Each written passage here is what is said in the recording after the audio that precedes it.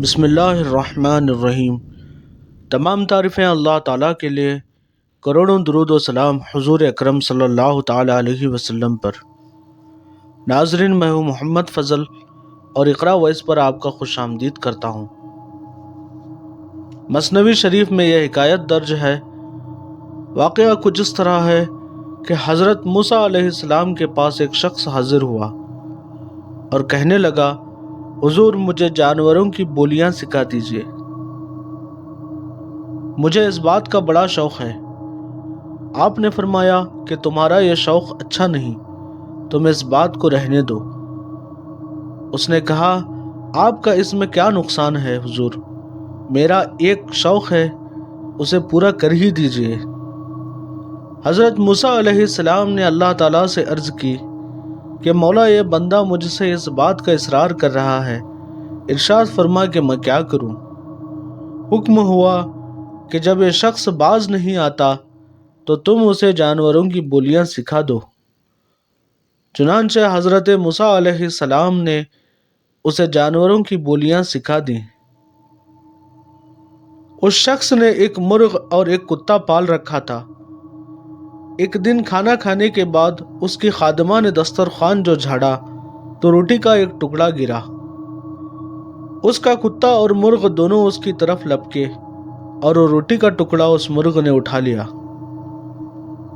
کتے نے اس مرغ سے کہا، ارے ظالم، میں بھوکا تھا، یہ ٹکڑا مجھے کھا لینے دیتا، تیری خوراک تو دانہ دن کا ہے، مگر تو نے یہ ٹکڑا بھی نہ چھوڑا۔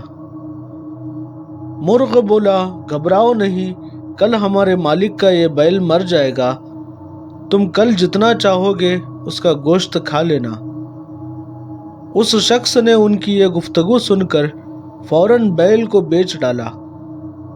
وہ بیل دوسرے دن مر تو گیا، لیکن نقصان خریدار کو ہوا اور یہ شخص نقصان سے بچ گیا۔ دوسرے دن کتے نے مرغ سے کہا، بڑے جھوٹے ہو تم، خواہ مخواہ مجھے آج کی امید میں رکھا، بتاؤ کہاں ہے وہ بیل جسے میں کھا سکوں۔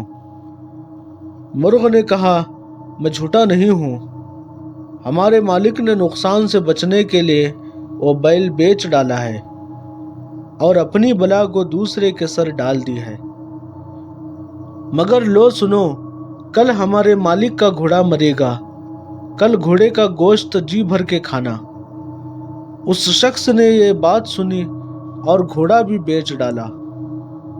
دوسرے دن کتے نے پھر شکایت کی تو مرغ بولا، بھائی کیا بتاؤں، ہمارا مالک بڑا بے وقوف ہے جو اپنی آئی غیروں کے سر ڈال رہا ہے۔ اس نے گھوڑا بھی بیچ ڈالا اور وہ گھوڑا خریدار کے گھر جا کر مر گیا۔ بیل اور گھوڑا اسی کے گھر میں مر جاتے تو ہمارے مالک کی جان کا فدیہ بن جاتے، مگر اس نے ان کو بیچ کر اپنی جان پر آفت مول لی۔ لو سنو اور یقین کرو کہ کل ہمارا مالک خود ہی مر جائے گا اور اس کے مرنے پر جو کھانے پکیں گے اس میں سے بہت کچھ کھانا تمہیں مل جائے گا۔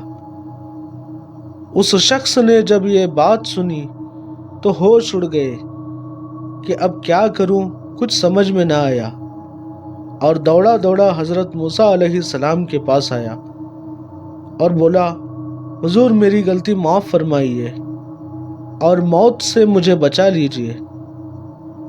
حضرت موسیٰ علیہ السلام نے فرمایا، نادان، اب یہ بات مشکل ہے، آئی قضا ٹل نہ سکے گی، تمہیں اب جو بات سامنے آئی ہے مجھے اسی دن نظر آ رہی تھی جب تم جانوروں کی بولیاں سیکھنے پر اصرار کر رہے تھے، اور اب مرنے کے لیے تیار ہو جاؤ۔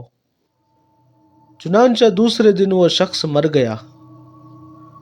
ناظرین، مال و دولت پر اگر کوئی آفت نازل ہو اور کسی قسم کا نقصان ہو جائے تو انسان کو غم اور شکوہ نہ کرنا چاہیے، بلکہ اپنی جان کا فدیہ سمجھ کر اللہ کا شکر ہی ادا کرنا چاہیے، اور یہ سمجھنا چاہیے کہ جو ہوا بہتر ہوا۔ اگر مال پہ یہ آفت نازل نہ ہوتی تو ممکن ہے جان ہلاکت میں پڑ جاتی۔ انشاءاللہ پھر ملاقات ہوگی۔ اور ایک واقعے کے ساتھ، تب تک کے لیے اللہ حافظ۔